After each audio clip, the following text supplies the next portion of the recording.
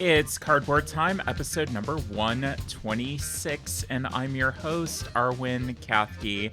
On today's episode, I have a review of The Hobby and our top new to us games of 2025. And here to do that with me, my very good friend, as always, as is tradition, Olivia Lothary. Olivia, how are you? Yay, I'm good. I love this. When you texted me a week or two ago and you were like, guess what time it is? I'm like, bitch, I know. Yep, Nope, can't swear. Can't swear on this. I it's know. fine. That one's I fine. know. That one's fine. We're gonna let that one Yeah. go. We're not gonna think about it. No, this is my favorite thing to do with you. And also my list always includes games that I got to experience with you, because that seems to just be how my year goes. So I'm really excited to go over all of this with you. I'm excited to hear your list because I'm Yeah. I'm not as sure about this year as I was maybe last Yeah. year, where I knew some of your picks going into last year. I'm interested to see what you came up with this year. Yeah. I'm excited to share. Well, let's get the shelf of aspiration right out of the way. Yeah. It's not a very big update. We have one new game coming in, and it was a review copy. Loam from our good friends at Cardboard Revolution. They sent me Loam. And I have to say, the artwork on this is so incredibly cute. The Yeah. claymation artwork. So I'm really excited to try that one out. Also, just adding one to your list is not that bad. Not No, bad. no. And I didn't get anything played because it's the holidays and The not. holidays. Yeah. Tomorrow, though, I guess I'm going to get some stuff played because as we're recording this, tomorrow is New Year's Eve Hmm. and I'm going over to play some board games with some friends. So I will get some things I want off of the shelf of aspiration and some things that I want to show my friends. I have played a lot. I will get those to the table as well. So it's going to be fun. I'm gonna play games on Friday, I think, with friends, because it was all like, do we have time off? Yeah, let's play some games. Yeah. So I'm very excited to get going. I think that's one of those things that when you get the time off, it's like, okay, now's my time. That Yeah. I was going to do that today and I wound up being busy cooking dinner. So Yeah. I had to, like, It happens to us all. yeah, exactly. Well, let's get the review of The Hobby out of the way because we Yeah. both got to see this movie and I wanted to talk about it. It came out this year, directed by Simon Ennis and produced by Vortex Media. And Olivia, do you want to start with your thoughts or do you want me to start? Yeah, it's interesting that this came up because I just got to watch it last night, and this kind of happened on the blue. And we were like, we should talk about it. In describing it, it is just about tabletop hobby games. There's a lot of people prevalent in the industry that are on it, and some that I hadn't heard of, to kind of hear their story about gaming. I guess there wasn't really like a general theme of it. Like there's nothing that I could explain to you as like, here's the overarching theme of the movie. It was little snippets here and there of folks, and I immediately sought you out to chat about it because Mm-hmm. I was like, I wonder how this lands for everybody, especially like we're deep in the industry at this point, that it feels hard to like try and take that away from my opinions of it. Overall, I mean, I think it was nice to see all of the people that we know and love get representation on there. The thing that I think was disappointing for me was just the hyper focus on the kind of like winning side of things, where it's Mm-hmm. like deeply trying to win games, be best at games. Yeah, I know everybody that I've ever talked to within the industry. I don't think that that's ever come up once in my conversations of like, I wanted to be the best at this thing. It's always been just like the wanting to meet new friends, wanting to connect with people. So I think I just wish that would have been shown a bit more, or like had a prevalent point in the movie. Yeah, and that's a theme that I kind of want to come back to from my thoughts and my side of things because I felt like this focused very much on the World Series board games. Oh And yeah, yeah, and it was like, it felt like that was if there was a main focus, it was going to be yeah, on that. yeah. And that actually wound up being the parts that I kind of tuned out and didn't really kind of key into very much. It just wasn't important to me. There was a lot of tension with that at the very least. Like anytime that like got brought up. Although I will say no. There's a lot of tension. There was a lot of like, oh, like I don't want to see the side of gaming. This one stresses me out.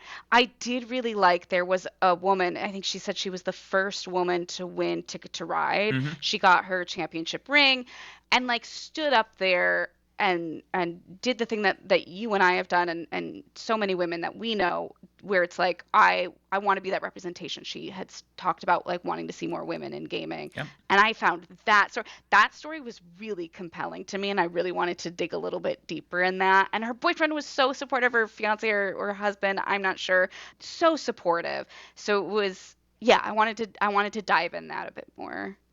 There appeared to be a trans woman that was also kind of Yep. focused on a little bit as Yeah. well. And from a representation side of things, there was a good variety of people that were Yeah. in there. Starla and Mick were in there. Candace Harris was in Yeah. there. And that story, like you said, was really cool. And going back to Candace Harris, I thought that storyline was very, very interesting. It was Who something, knew? yeah, Who I knew that never she knew. she she played drums in a band? That was genuinely so thrilling for me to find out. I was like, "Oh my, I want to hear more." And also just like watching her make this game that she's making. I didn't look it up and see if she's like gotten it published or anything like that because again, I just watched this last night. Yeah. That was Yeah. wonderful. And seeing that kind of return to being okay at the end, to Yeah. Yeah. return to making music and saying, I'm at a place now that I have a different relationship with drumming, I think was so cool. And that's what I wanted to see more of. I wanted to Yeah. see those threads. I wanted to see more depth and kind of more of that growth. And I thought that storyline was fantastic. I wanted to see more of that with like Starla and Mick. I wanted to see more Yeah. of that with Daryl Andrews. I wanted to see more of that with Elizabeth Hargrave. Those interesting stories. Nick Ricketts, I mean, that man is incredibly interesting. The curator, Yeah. or retired now Yeah. curator at the Strong. I thought that would be, and again, this is not Yeah. my story to Yeah. tell, Yeah. and it was the directors, but for me that's what I wanted to see more of, and I was a little disappointed that I didn't get to see more of that.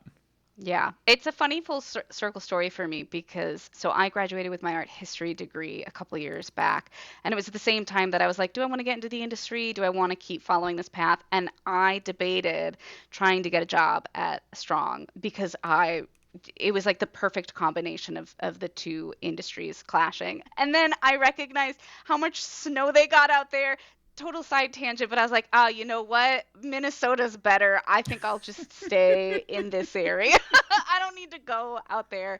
But the peek behind the curtain that Daryl and Elizabeth had, kind of seeing like older games, getting to hold them, getting to touch them, that was super interesting to me. Overall, yeah, like you said, there's more that I wanted to dig in deeper. And it's probably because we've heard some of these stories before and know just how much depth there could come of it. I would have liked to have seen that more, but overall, like broad strokes, there were some good touches, and there were a lot of opportunities for folks to kind of show their representation, and I'm glad that we at least got that. I was thankful for that. Well, and it wasn't like necessarily bad representation either. It wasn't Yeah, like, yeah. look at all these crazy people. it Yeah, was yeah. it was more It was like a nice hopeful. little light on like look at how unique and special our industry is and how our hobby is, which I found really endearing because like yeah, just kind of seeing everybody at Gen Con, seeing that on a big screen. I think that one got me at the beginning of just like, yeah, no, this is a big deal. Our fans are a big deal. Everybody who's in the hobby is a big deal.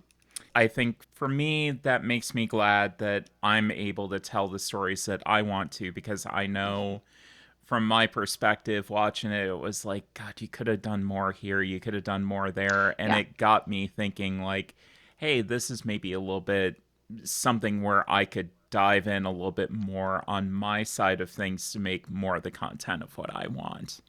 Yeah, I would love to see somebody kind of pick up where the director left off, right? Like, and not in a way that, you've only got so much time in 90 minutes or 60 minutes, Hmm. whatever they had. But I would love to see someone pick back those stories and figure out where everybody is now, because there was a lot more that could have been said.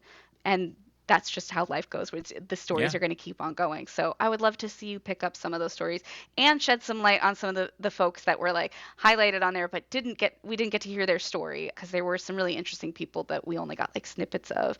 I would love to see that. Yeah, absolutely. Any other thoughts on it? I don't think so. Overall, again, it was nice to just see some.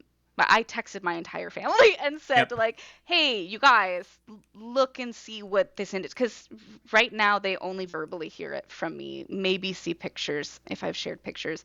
So it was nice to kind of be like, we're kind of a big deal, and take my job in this industry seriously, and see what we're doing. So I was thankful for that. Yeah.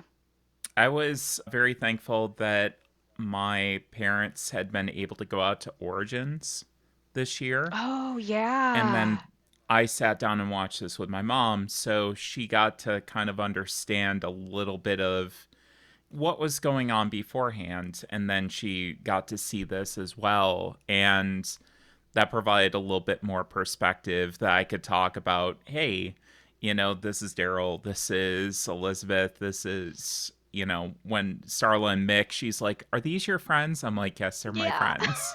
Yeah. Um, Yeah.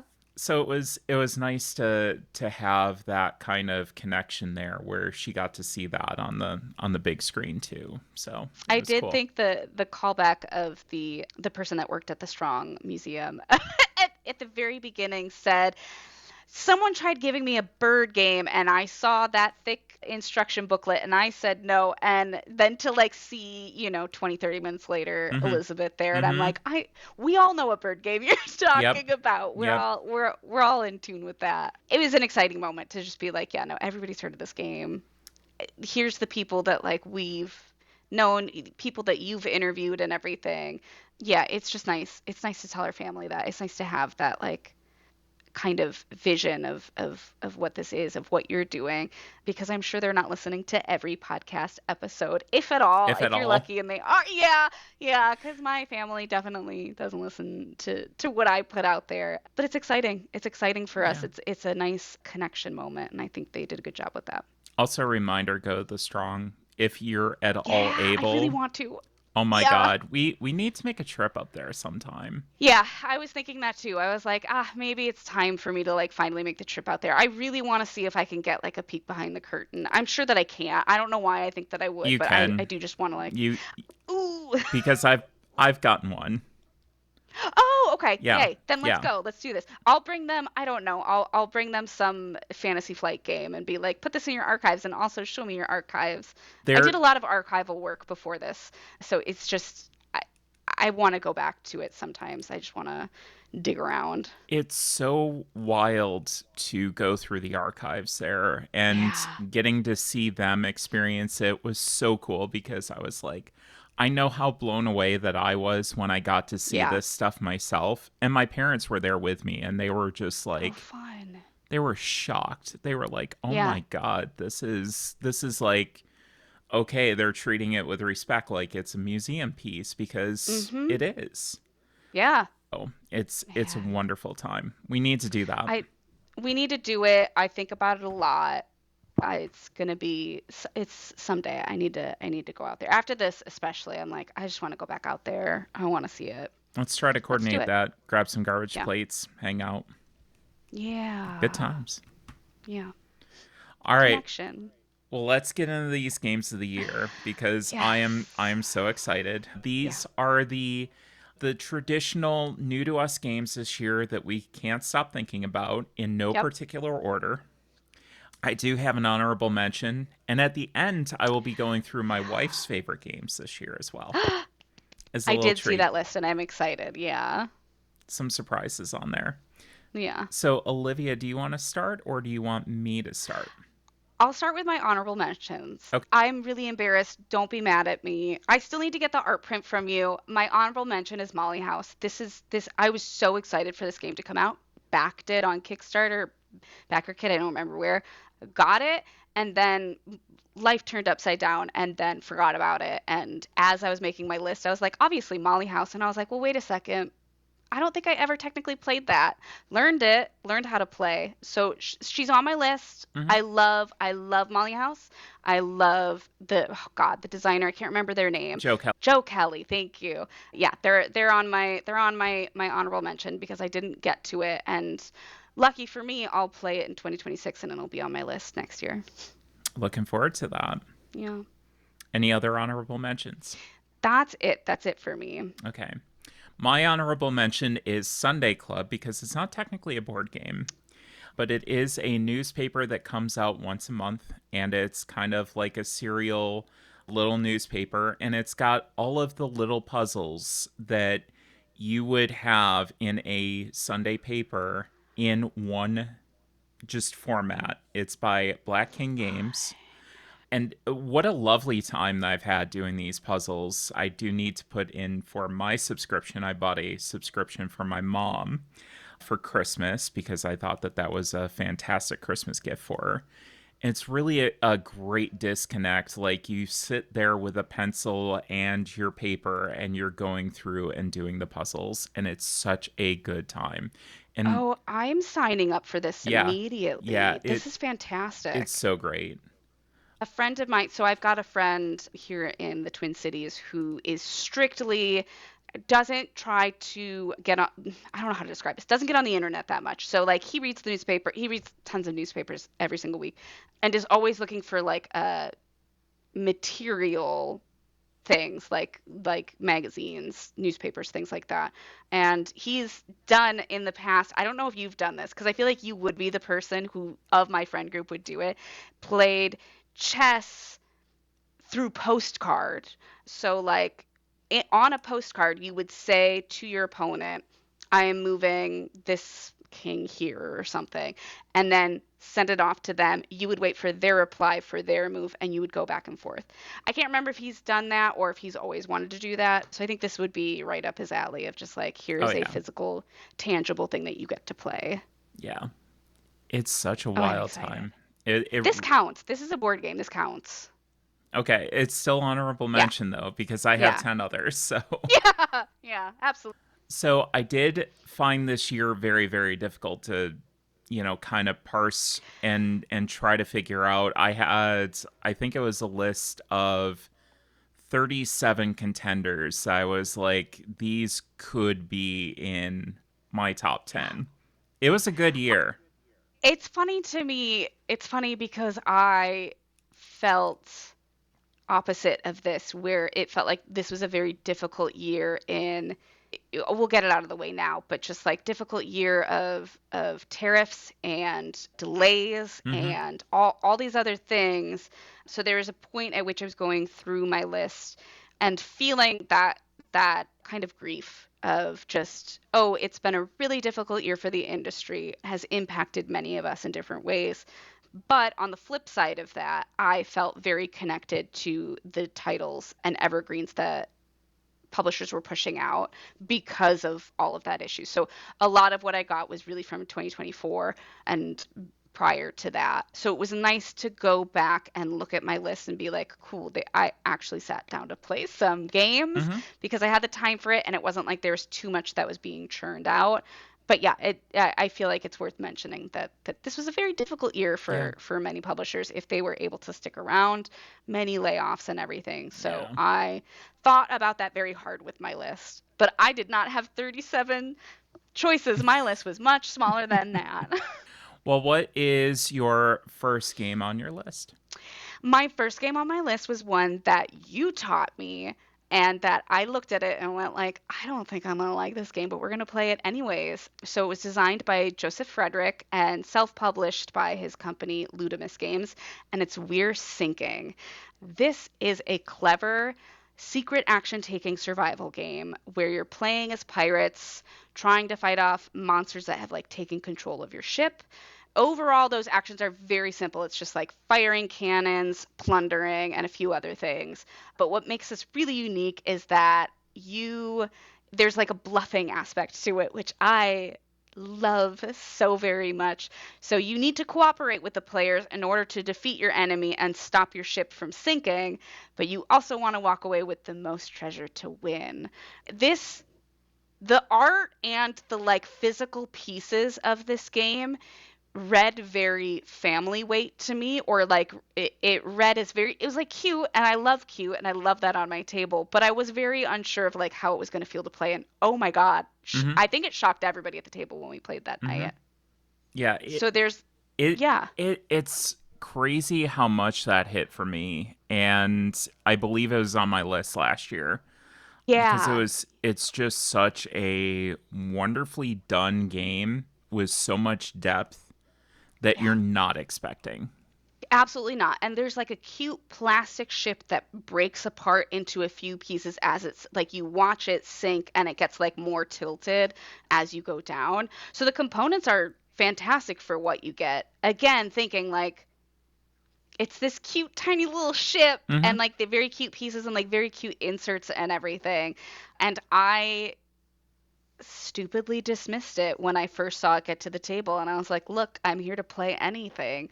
And then the moment that I figured out there was bluffing, I'm like, "Well, I'm going whole hog into lying to everybody and getting the most plunder out of this." And I think after the first time, everyone was like, "Well, wait a second, Olivia, I think you're lying." I got caught out. It was fine. But also great variability too, because there's all these different Yeah. monsters that you're fighting. So like the actual like depth of the game and how hard it is changes depending on like how hard you want to actually play it. This is great. I've told everybody about this game, played it a few times since. I absolutely loved it. So thank you for introducing me to my first game on this list. Yeah, absolutely. And I'm very glad to see that it got picked up. Yes. I think Lucky Duck picked this one up, Yep. and yeah, just happy for Joseph because this Yeah. needed more distribution than it was going to get with him just producing it himself. So, super Yeah, and happy. it's tough. I do want to shout that out of just like anytime somebody designs their own game and then publish it, whether that goes like to Kickstarter or not, that's a hard thing for one human being to do, Yeah. and to believe in your game that much and just to get it out there. I can't remember if we were playing a copy that you were covering or if you just went out, because I remember you were searching for it. Gen Con maybe. So I'm glad you got a hold of the copy. Yeah, Joseph did send me a copy to review, which Yeah. was very very nice. Yeah. So I'm glad that he did that because I've fallen in love with this game. Don't get to play it Hmm. nearly as much as I'd like to, but it's on that shelf where I'm always like, God, I really want to get this back out Yeah. again because it's Yeah. just so good. Yeah. No, it was a good one. So Maybe thank I'll you for throw that. that in the bag for tomorrow. I think Yeah. that might be a good idea. So, my first game that I want to talk about, I wasn't sure whether to do this or not because technically it's not released yet, but I have played it a lot because I have a copy now that I will eventually have to send along.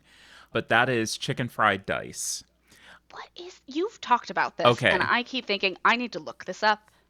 so this is a game by Ashwin Kemeth and Rob Newton. Comes out in 2026 by Urban Professional Games. It's crowdfunding next year, quarter one.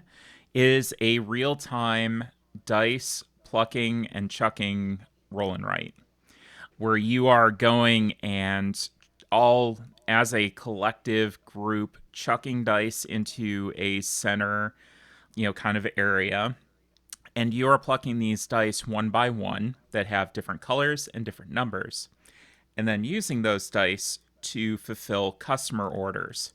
But the thing is, in order to do that, you may have to modify the dice, and you have these little food trucks with these four different areas that allow you to modify the dice, change the color of them, cut them in half, and make two smaller dice out of them. You can re-roll your dice. You have like a few dice that you are actually going to get for free at the beginning. It's so incredibly clever, and you get to upgrade your truck as the game goes on. So if you get these basically Oh, tips that yeah. you get from serving a customer exactly what they want on that space, then you get a tip, and that increases your tip track, which will get you points and the ability to upgrade your truck. And that allows you more opportunities to go and do all these crazy things with your dice. There's brain burn to it, but it's not too complicated for people to pick up because the actions are very, very simple. The artwork is so incredibly charming Yeah. and cute. The solo gameplay is fantastic. It's nearly as good as playing with people in real time, and each of the solo modules do something a little bit different, for a different challenge. And the interactions that you have with people that they're saying, "Oh my god, I can do this with these Yeah. two dice, and I can do this, and I can take this, and I can make it this." It's really the magic that we all love in games when we have that moment where we're hearing people around us have fun. And that's what I love about this game. I don't like real time games normally, and this Yeah. just works so well. Yeah. The brain burn, I very real with roll and writes. I introduced someone at work to their very first roll and write, and it was Railroad Inc. And they just their brain was very much in there's so many options I could be taking, and I'm like, yeah, that's what I really like about a roll and write is you might have the same pad or the same sheet or whatever, and we have all chosen different routes and we are now doing different things. So roll and writes especially make me feel very, very good while playing them, even if I lose, because I lose almost every single one of them. Oh, we talked about this with Reef and Ruins. That should have Mm-hmm. also been on my special shout out because technically I think I had it on last year. I can't remember. That I Because, yeah, did. yeah, I was like, I know one of us did, and I know I talked about it at length, but it's still like we haven't gotten the Kickstarter filled yet. So like technically I could put it on my list next year. Yeah. But the brain burn of all of these roll and writes is very, very real. And I seek that out with my roll and writes. I seek out getting that experience. I have not tried real time. Well, I've only tried one real time game. It stressed me out and I said never again. But I'm going to change my mind for this one because the trucks are so cute. And the real time aspect to this is basically you are plucking the dice, but you have to use your die Oh. before you pluck another one. So Oh. it's not like you're going and getting all of them at once, or you're fighting, over that much. It's just a little bit of an aspect of I need to get these before somebody else goes back and Yeah. grabs this. Yeah. That's exciting. No, I definitely want to play this. I see why this is on your list. Yeah, absolutely. For my next game, I played for the first time ever Rebel Princess, and I think this one came out in 2023. This is my first trick taking game on my list. There will be another. And this one, the theme is so cute. So you're playing as one princess, so like Snow White, Little Mermaid, Cinderella, and you get special powers with each character. But what you're trying to do is you're avoiding princes who are proposing marriage to you. So the tricks in the game, the bad points that you'd be getting are these prince cards, which are worth a lot of points. So you're trying to basically dodge your way out of a marriage proposal as a princess. I loved the theme. I love that it's trick taking. I've gotten really into trick taking games the past couple of years. And it's got some like very clever like special abilities that you can use. Every single round there's like a new dumb mechanic that they introduce that like kind of screws with your tricks. But it's so clever. The art created has kind of a storybook drawing feeling to it. So it's very simple design. But like with trick taking games, I love shenanigans. Mm-hmm. I can't take a trick taking game without like a bunch of shenanigans because I want it to feel. I in games I genuinely really do enjoy feeling like a little bit powerless to the game mechanic, and you don't feel completely powerless, like you have some opportunities here, but there is the like, what are we going to flip for next round, like playing with an open hand or something. Overall it's just like a really good in between game that goes fast, only 5 rounds, and there's like ways to manipulate those tricks and everything with your special powers as you try to be the person with the least amount of points at the end. So like very, very classic trick taking game, but super adorable, and I like the idea of avoiding a marriage proposal from a prince. Mm-hmm. I I really love Rebel Princess. I think it's just such a clever game. And again, it's one of those ones that's easy to teach, but there's so much that's going on with it, with the events that are happening constantly, that things just get wild. Yeah, it like and the one thing that I also will point out is that you could win at an entire round if you get all of the princes because you're the lucky one who got all of the prince's favor. And I tried doing that multiple rounds, and the problem is if you don't get every single one, and other people are going to recognize that you've got most of the princes, so they're going to stop you from getting more. If you don't get every single one, you end up with a ton of points and lose. And I've lost every single game that I've played of it. But it's just so precious. Yeah. It's precious, and I like it a lot. And I forget the publisher of this one. Was it a Bezier. Okay, that's what I thought. It Yep. wasn't listed originally when I was looking at it on Board Game Geek, but I really love that one. I know Gigameek was also one that published it, but I can never look. If you're in the industry, you understand how hard it is to figure out the original publisher Yeah. of any game. Yep. And I caught this on way too late where I was like, I don't know where this came from. I don't know. I don't know what publishers came from. I played a friend's copy, so I don't know where they bought it from. But I love it. I love it. I love everybody who's part of that game. Yeah, first trick taking game of my list. And there will be more apparently. So, Hmm. my second game that I want to talk about is To Breeze. This was designed by Randy Flynn in 2025 by Crafty Games. And I am always incredibly delighted when new undiscovered themes come to life. And Yeah. making Persian rugs was not on my 2025 bingo card at all. And he goes deep with it too. I first off, we love Randy Flynn. He made my favorite game. It's replacing my top number one game. So Cascadia was what he Spoilers. created.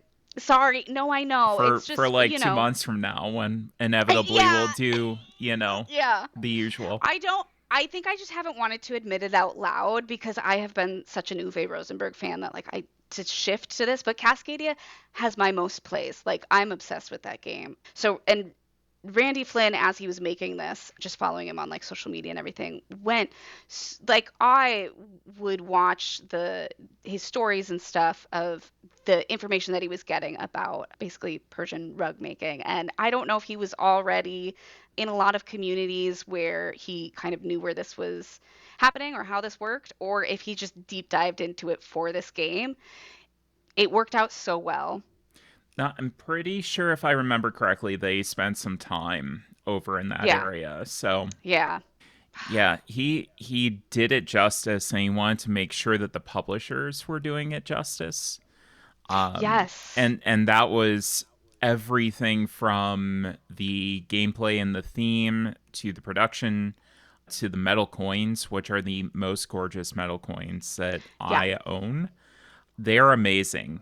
They really are. I absolutely adored this game. I knew that it was going to make this list, and I think that I said it when I came back from OrcaCon. I'm like, this. yep.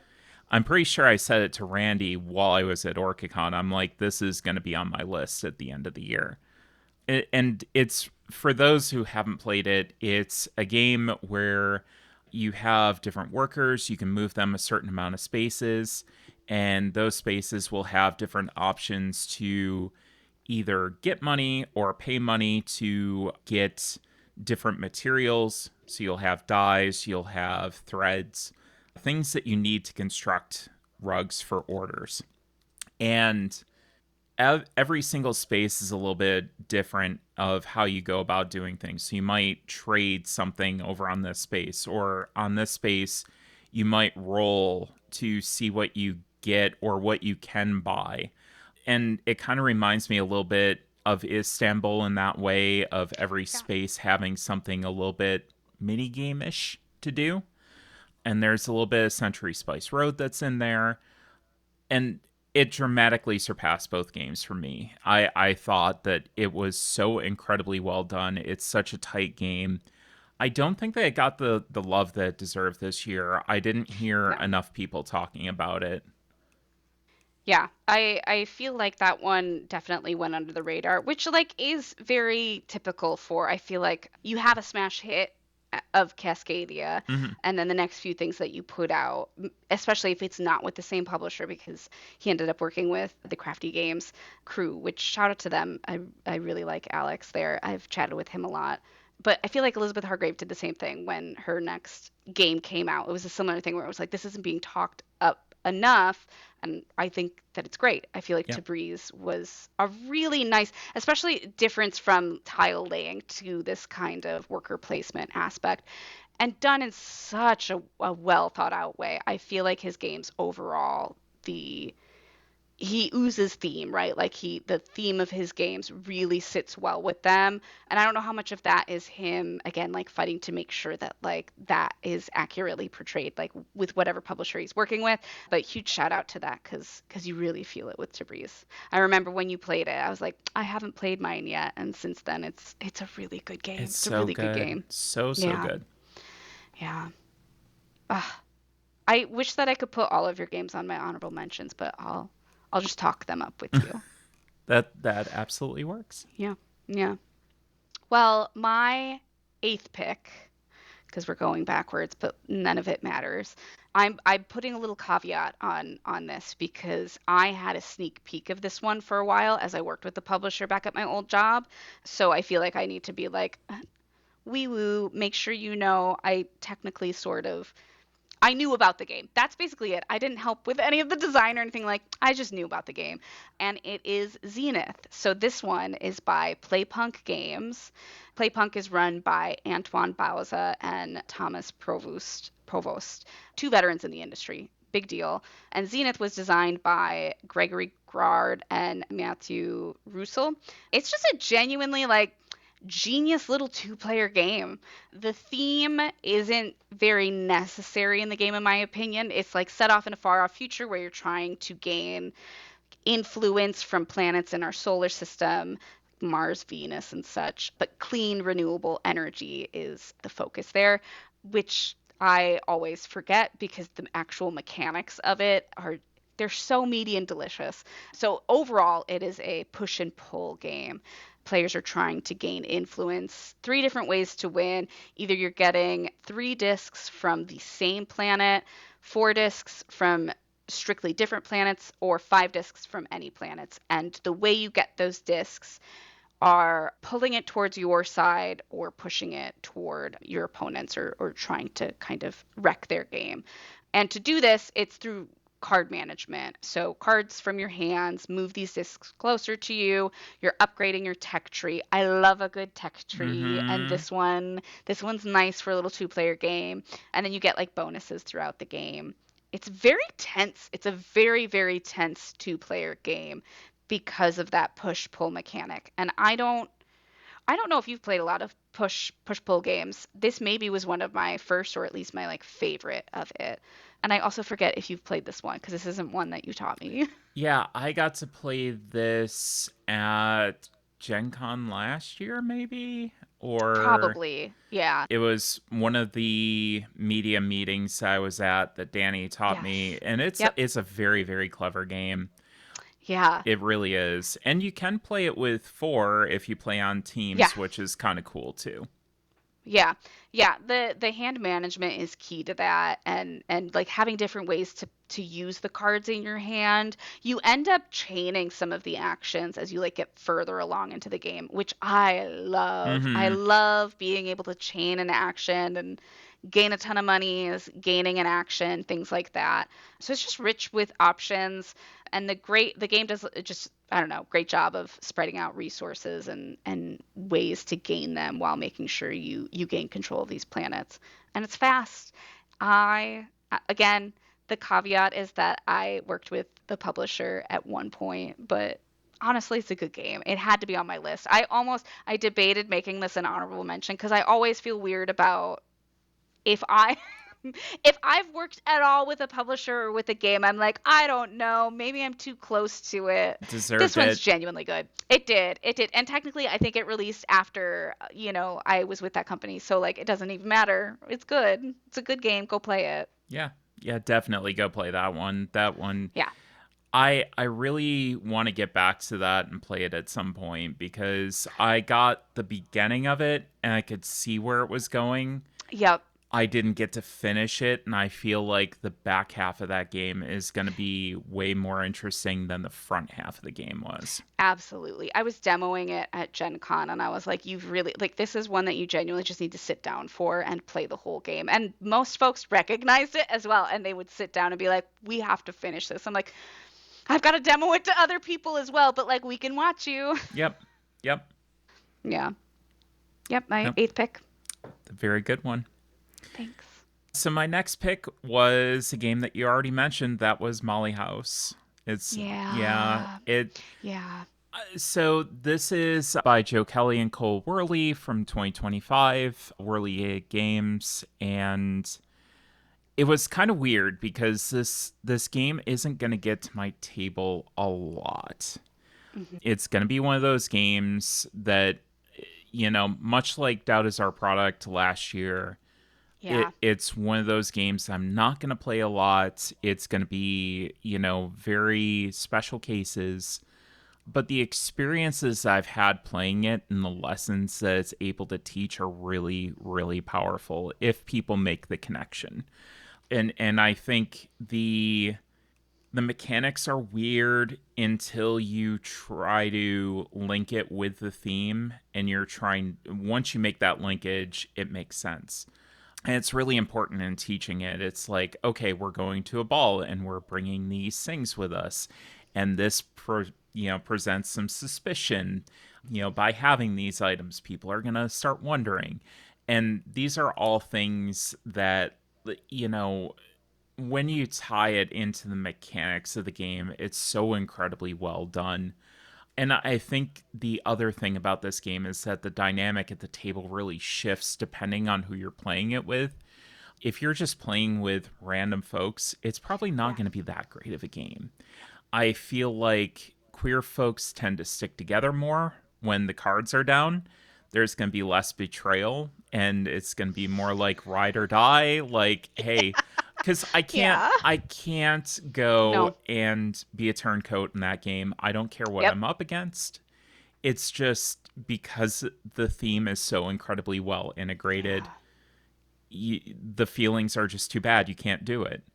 A lot about the comparison of like votes for women, Mm-hmm. very similarly, where it's like, I don't think I can play the opposition. And Yeah. like there I'm too connected to it that I can't, I just can't.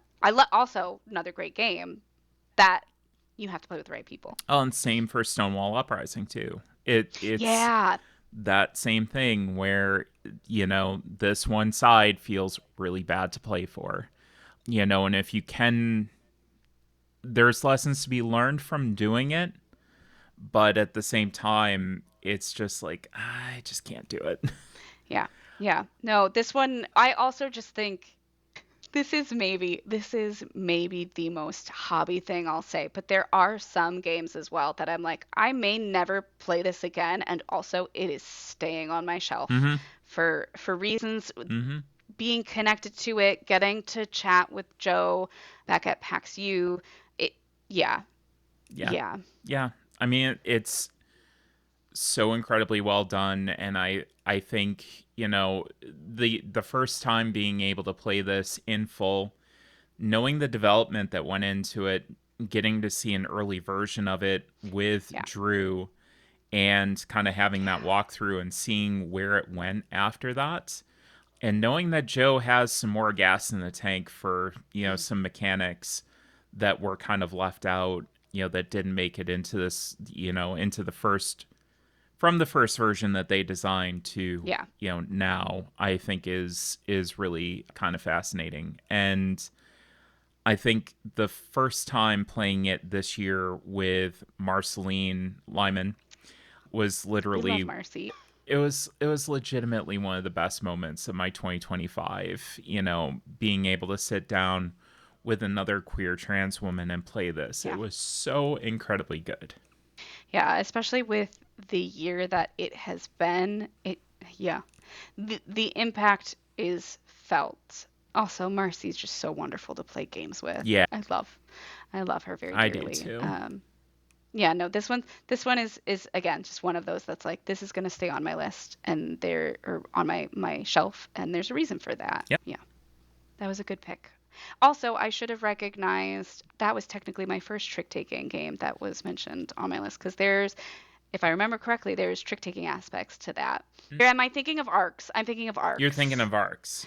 I'm thinking of arcs. Okay, thank God. See again, because I haven't gotten a chance to play it yet. You and I want to play. I Let's add it to our list. Let's add Play it to our. play Molly House or arcs? Yeah, yeah, Molly House. Well, Okay. also, I mean, let's just make it. Because arcs we might not be friends afterwards. I think we will. I think if I, because I've played arcs with the wrong kind of people that I'm like, I could stop being friends with you. I don't think I could ever. Yeah. It's Yeah, just not that's true. possible. That's It's not true. possible with you, Arwen. That's true. Okay. Well, my seventh pick is called Loot. There's three O's. So this one is designed by Charles Chevalier and Laurent Escoffier. And this one was published by Gigamic, but like I don't know if there was another publisher in that. This one's a fantastic little game where you're playing as Vikings, building and developing your fjord. It reminded me a lot of Calico or Cascadia as you're like building out your own personal board with tiles. And there's patterns within that are set by end game scoring. So very important where you place those tiles onto your board. Other people I played with didn't see the reference, but I genuinely thought that it was like a much more difficult Calico. The way that you're actually getting those tiles, though, is moving through a central board with your Vikings. So at its heart, it's very much like a puzzle game, but with like territory building and worker placement mechanics that make it just a little bit harder to actually think through. And your personal is still you're playing on your personal board with that. Really, the key is just like optimization logic is the best way to describe it. So you're trying to combo ways to score victory points in the end. This one was just cute. I've probably mentioned it on your podcast or at least sitting down with you, but my friends and I do a Viking con every year, Mm-hmm. and this one was introduced to me through that con, and I was like, "No, this one's clever. I could," and I did win. I did win that first game, and I don't know what it is about winning your first game of any game where you're like, "This is top 10 list. This is top 10." Yeah, I like the different ways to score the victory points. I love tile playing. I love the puzzle. I mean, you heard me say Cascadia is probably my number one at this point. I just love games that really make you think about where you're placing your tiles and how that interacts on a personal board. That feels very, very satisfying to play. Have you had a chance to play this one at all? So I played the tutorial on BGA and haven't had a chance to play it yet because I saw that it was up for the Kennerspiel, I think, Oh, this very year, exciting I for them. believe. And I was a little bit biased because I had my pick that I wanted to win, and Mm-hmm. fortunately it did. But yeah, I think it was the Kennerspiel, but I'm not positive. And it looked like it was going to be a lot of fun. I just haven't played the full game yet, Ton of fun. Also, good shout out that like everything is on BGA now. including Molly House. Seriously? Yeah. Oh my, I and like I don't know when this happened, but I think Asthma did. So I mean, I should know because at least 6 months ago when I started, they were saying like we own this. I don't know when that happened, if it was always, but all of a sudden there are so many games on BGA, Yeah. so worth checking it out to play for free online. It's how I play a lot of. It's how my next game was played. Yeah, we should play it sometime. We It's should. very good. We definitely Yeah, should. I'd love yeah. that. Well, my next game is Moon Colony Bloodbath. Uh, Oh, yeah, okay. this was by Donald X Faxarino from 2025 as well by Rio Grande Games. It is a engine building and subsequent destruction game. I like these kinds of games. They're Yeah. not for everybody. Yeah. Also, I said this at your bachelorette party, and I will say it again. Oh, Rio Grande is still making games. I didn't know that. So Rio Grande has a very interesting kind of connection to the media community now. Oh, There's a channel that I'm trying to remember the name of the channel, but they basically sent a note to Rio Grande and said, "Hey, we haven't gotten an opportunity to try Dice Realms yet. We would like to try Dice Realms." And Rio Grande sent them 300 pounds of board games. And it was just like boxes and boxes and boxes and No. boxes of games. Also, what a good way to one, put out content for the community, and two, what a good way to get noticed, Rio Grande. Great move right there. And I'm sure they were just like, I don't know, just send them everything we've got, because the easiest thing a publisher can do is send you their game. Is that how you came to learn of this new one? No, no. So the way that I got to learn about this new one was through my FLGS. Shout out to Gots a lot of Yeah, games in yeah. Parma, Ohio. I'm trying to simultaneously talk and figure out the name of the panel. Oh, I know that I saw it on TikTok, but that doesn't really help at all. Yeah, yeah. I'll find it out. But yeah, it was one of those things that the owner of my FLGS really liked this game and started talking it up and saying this is such a great game. And I picked it up and I'm like, oh my god, this sounds amazing. Title alone, great. Yeah, yeah, because we played Empire's End like 2 years ago on a stream for Brotherwise, and that God, had that had to have been 3 years ago. yeah, yeah, it was crazy long ago, which is wild. And I I love the destruction part of that Yeah. game, Yep. but this you construct everything that you're then going to have to try to hold on to as you destroy things and as your colony just gets more and more hit by different things. The theme of humans thinking that they're superior by putting more and more robots in charge of things, which just simultaneously Yeah. makes things worse by killing people off because colonists are like your hit points in the game. So if you run out of colonists, you're done. Oh, that's so funny. I mean, truly, I mean, yeah, because you want the human race to continue. It's just that you want robots to help, like, a little bit. Yeah. Yeah, Which is do kind all of the just like also what's happening currently with AI taking over all of our water resources yep, for that's a whatever different yeah, whatever for reason. whatever. Yeah. Yeah. And I think one of the things that this game does beautifully is you get hit with something bad, but everybody's getting hit with the same thing. Right. Yeah. And they have to deal with it however they can, but you're all getting hit with it, and you're all like, oh my God, this is so bad. This is so bad. And it's that shared experience of everything Yeah. is awful that makes it so much fun. And again, it's not going to be a game for everybody. I think I've said this 5 or 6 times on this show before, but I love this game. I really love this game. I think it's fantastic. The art was absolutely adorable too for what what sounds Yeah, and looks like a very heavy game. They smashed it out of the park with that artwork. I really, really enjoy the like cover art of it. it was like that Yeah. 60s kind of sci-fi, 50s, 60s Yeah. sci-fi like Yeah. retro vibe. It's so well done. Add it to the list. It's already on the list. I know it's already on the list. Okay, well, my sixth pick to completely diverge from that is River Valley Glassworks.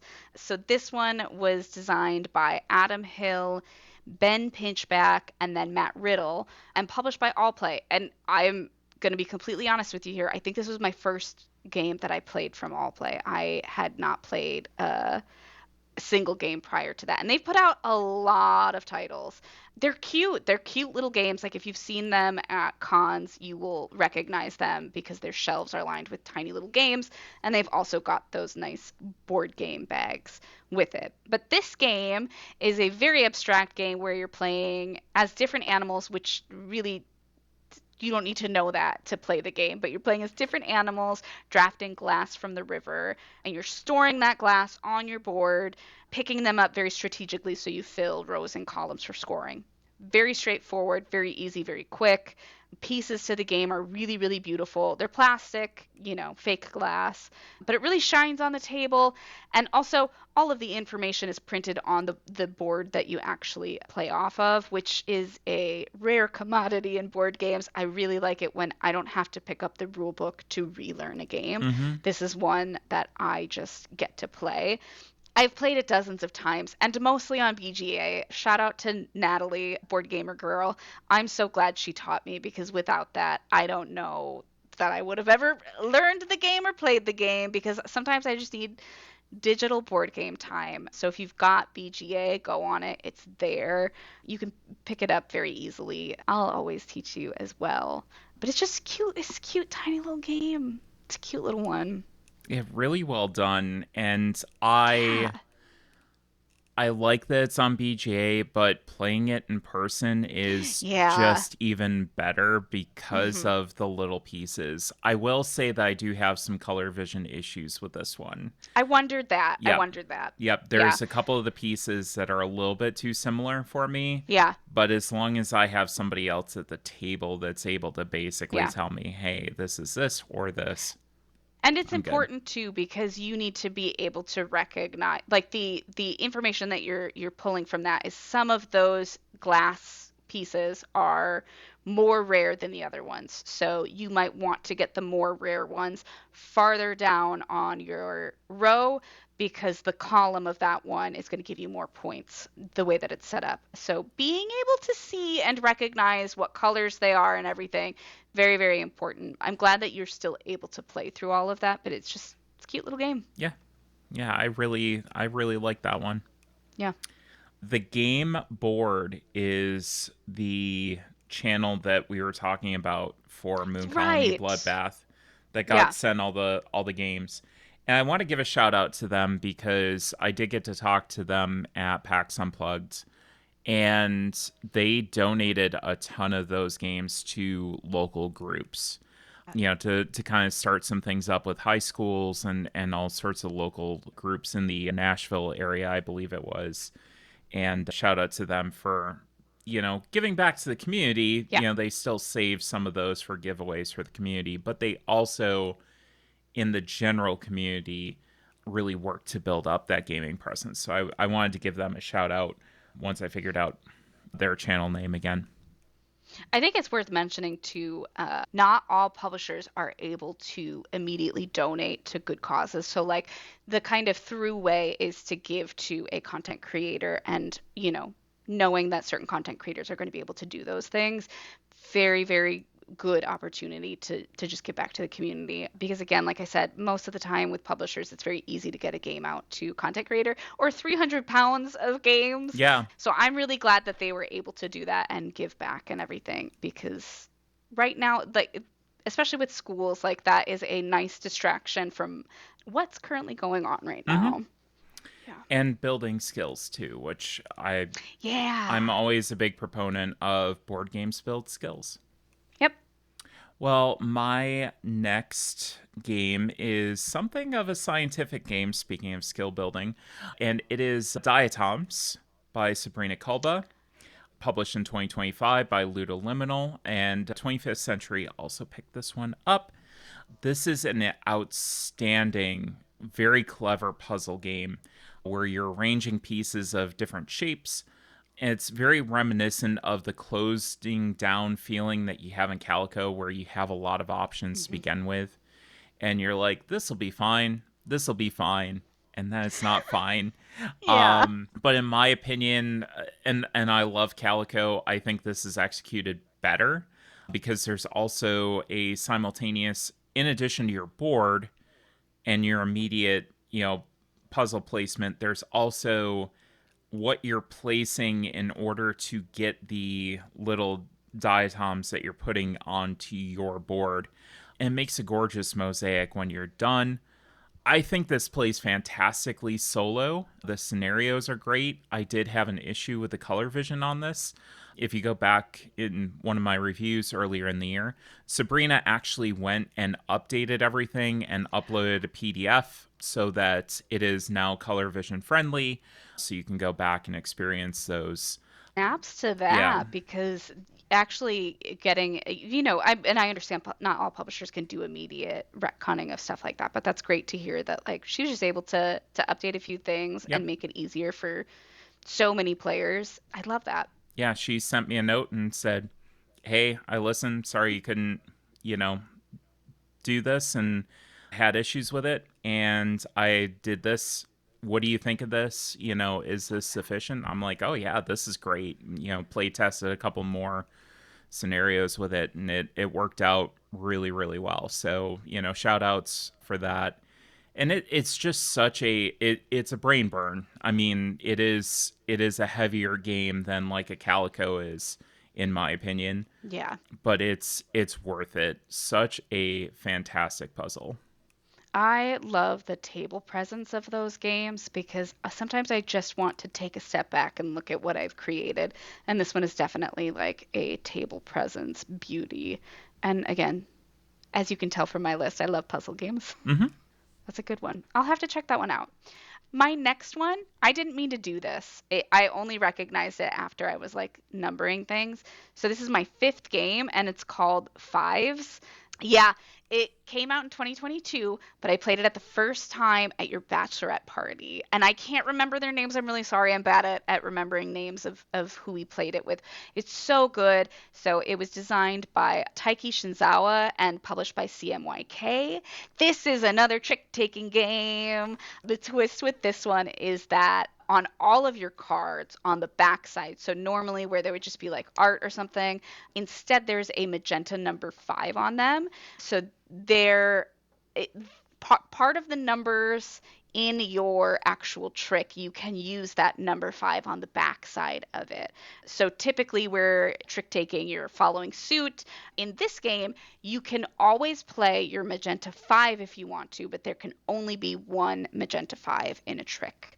And the point of this is to, at the end of each round, whoever has the closest number of cards, you tally up the numbers on each card, and the closest to 25 is the winner of that round.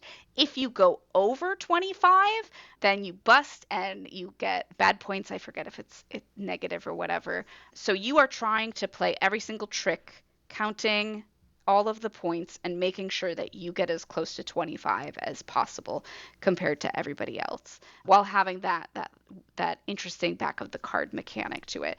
It's just very clever and beautiful because CMYK makes beautiful, beautiful games. They recently redid Quacks of Quedlinburg to that like very cutesy style.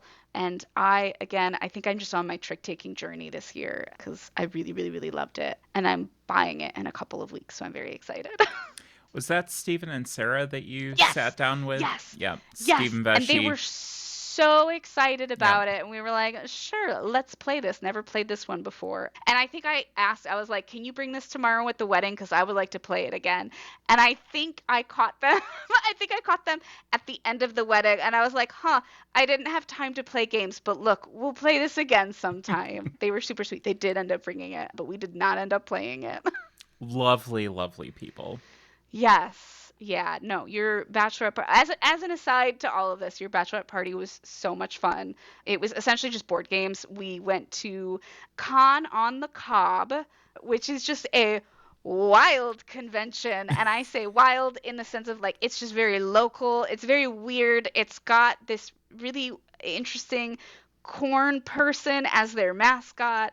But like overall, you're just kind of in a motel playing board games, surrounded by other people playing board games, and just being nerdy as all get out. So I played a lot of good games that night. Sitting next to a heavily chlorinated pool inside Yeah. and a constantly running hot tub that just makes everything like super sweaty. It was so hot that night. It just got so hot. But like again, like I'm sitting there. I think I was playing fives while you were playing the Moon Colony game because I Yep. remember looking over and being like, I don't have the brain power for this right now. It was such a fun party though. Like it was such a good time. Yeah, It was no, that so was much fun. 10 out of 10, a great bachelorette party. I would do it again in a I heartbeat. loved it. Also, I would do Con on the Cob again because that was just a wild, fun experience. Well, when we could do it for the entire weekend and like pop Yeah. down a table and be like, hey, here's my bag and we're just going to go through these games. And Yeah, when you're not getting married because you did it, you're done now. We don't yeah, have to worry about it. So yeah, next time we'll take exactly. the whole weekend. Exactly. And my wife can be there too. Yeah, yeah, and everybody can be calm and not trying to prepare for a wedding. Exactly. But yeah, my fifth choice was fives. So I think there's some sort of, I don't know, there's some cosmicness to that I feel like I'm going into 2026 good. Yeah. I think that's a very good choice. Thank you. So my next pick is Logic and Lore, and this is a little bit of a cheat because I had played it before this year, Yeah, but was it not on my list last year? But it's because I played. But it's so it's good. so good. This is by Jason Hegner and Darren Reckner, published this year by Weird Giraffe Games. I would dare to say that this is my new favorite two-player game of all time. It Absolutely, it's 100%. just so incredibly good. You got a lot of brain burn, but not a lot of rules overhead to begin with. You have this kind of base set where you have a very basic rule set where you're saying, okay, here's my line of, I think it's 1 through 9. 9, I believe. Yeah, I could go run grab my copy if I needed to, but that would take too much time. I've Is actually it I've actually got it right next to me on the ground. amazing? But it's you've got that basic set where you're being told, "Hey, here's the questions that you ask." And then you get into the more advanced variant where you then get to determine the questions that you ask by placing tokens out. And it's getting a lot of love, but at the same time I think it deserves more. I will play this anytime, anywhere. I have not shown this to anybody who's just like, it's just okay. Like, everyone has loved it and said, what a fantastic game this is. The fact that you have that flexibility in how you play and you can self balance the game if you're going up against a newer player and you say, listen, I'm going to play this, more advanced version. I'm going to throw in a couple of black holes in here, which can help trip you up as opposed to you having a much more straightforward experience. I think that that is so incredibly clever and so well done. It's really just such a well crafted game. The production is beautiful on it as Yeah. well. Just everything about it is knocked out of the park. On a side note, Jason and Darren were close to having two games on this list this Was year. it going to be Fuego? It was going to be Rowdy Partners, but Fuego is also Yeah, fantastic. yeah. I love Darren. I love Darren so, so, so much. And his designs, he's so humble, but his designs are always, there's something in it that unlocks a like, I never thought that this was possible Yep, in a game, or like, I didn't expect this to scratch that itch. I remember when you taught it to me, I was dying to play the harder version because I was like, great, this is already fantastic. Let's make it more fantastic. And Weird Giraffe always makes beautiful productions of their games. Like it feels very bespoke and very special. I love this game. I love this game so much. it's and like you said, it was one of those things that the base game of it was so good, Yeah. and then it's like, hey, let's step this up. Let's see what happens. And oh my god, Yeah. the realm of possibilities that this unlocks by going to the harder variant is just oh, it's Yeah. so good. Also, I did not realize they were part of making Rowdy Partners, which I'm now. I was excited before because, wrestling, Yep, but yep, I'm. yep. God.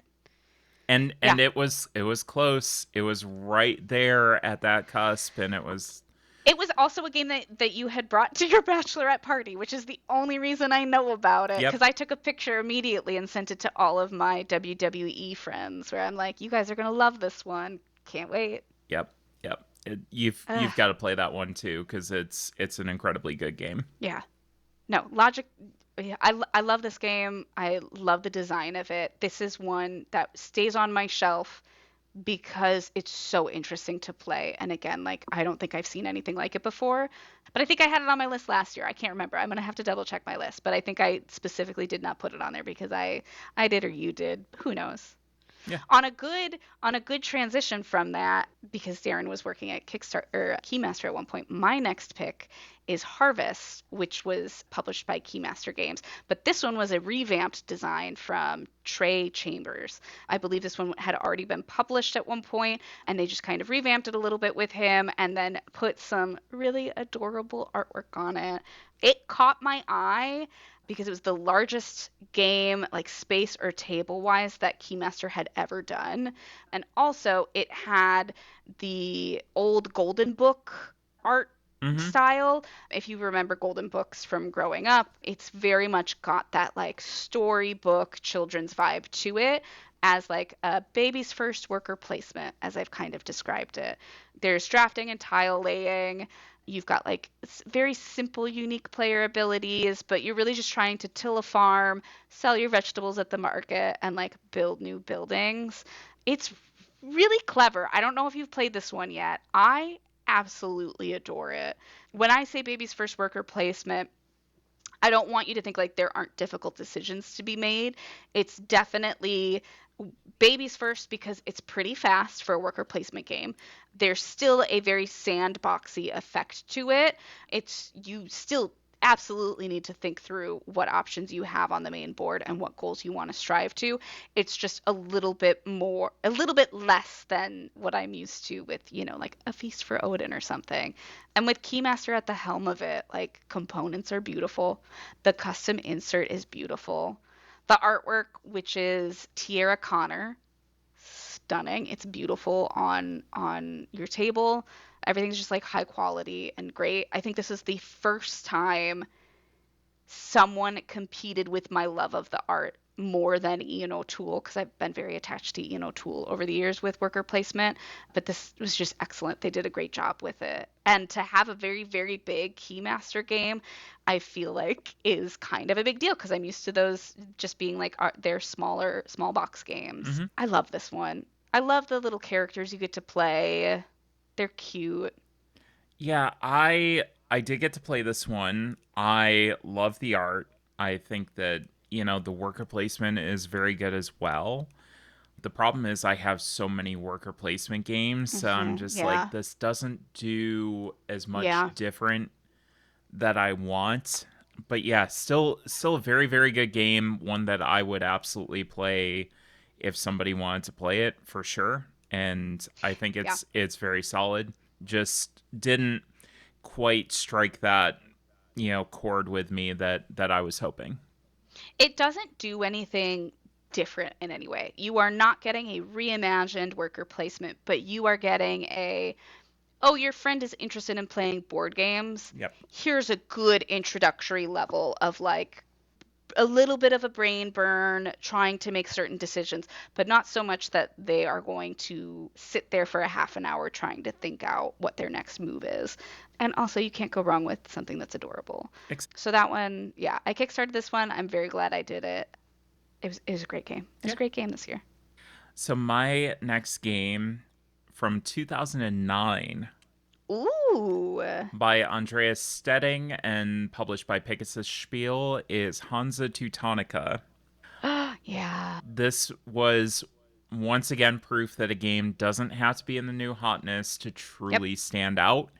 I had heard from multiple people that it was a classic. It was one of those games that the big box was selling at the time for like $35.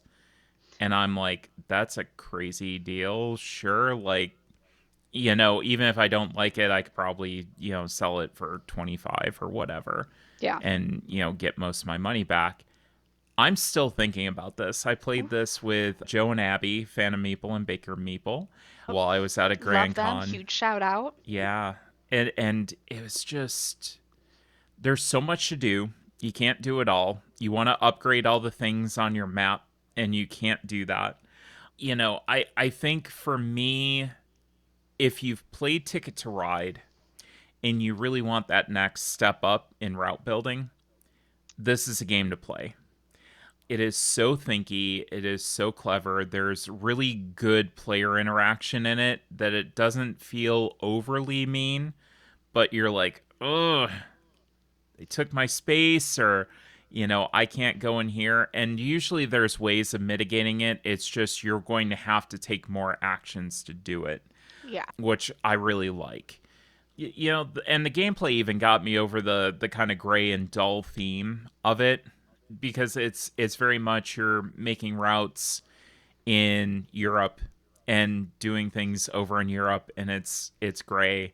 And And it's a 2009 game, so yeah, what what yeah. can we expect?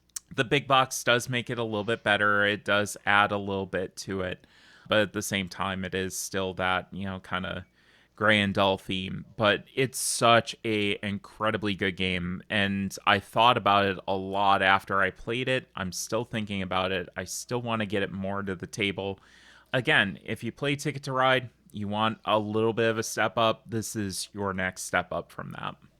I need to try that one out. I feel like we do this every year where you get one that is, a decade plus older. And I think to myself, like, there's a reason that we are still talking about this game. And that's one that's popped up a lot in content that I'm like, oh, I think I should try this. It's just that it always ends up being the thing of nobody owns it. And so then your list with me grows even longer because now I have to play it. As always. Yeah. Okay. Well, the top three now. We're getting there. My number three pick, designed by J.E. Treat the third. It specifically said that on PGG, so I want to be clear. J.E. Treat the The third. third. Published by Direwolf. It's Clank Legacy 2. I I can't get over how much I love Clank in general. This is one of my top 5 games. I think what they did was really genius of doing a I'm losing my words all of a Legacy sudden. But version of it. yes, legacy version of it was very, very clever. And the first one came out during lockdown back in 2020 and was genuinely like the best experience of my life with the game. And I kept thinking like, was this great? Because I was just so desperate for something because we were in lockdown and I needed some joy. And I really got into my brain with it. And I was like, I don't know, we'll try the second one. We'll see if it's just as good. Girl, it's just as good. It's so, so, so good. If you like the original, if you like Clank, this builds off of it in such a fun way. I will say I've only ever played at the 2-player count. It's just me and my partner who have played. And I know I've heard criticism from some folks who've played like the full 4-player count, but I love the design in this. So basically it's a deck builder game with a push your luck aspect to it. You're diving deep into a dungeon, trying to get artifacts that are worth more points the further that you go. But each turn there's an opportunity for like a dragon to attack and end your game where you've ended your turn. And with the legacy games, there's a huge storyline there. And the first legacy, I can't remember if like you as an individual had a huge storyline, but this one, you've got your own journal.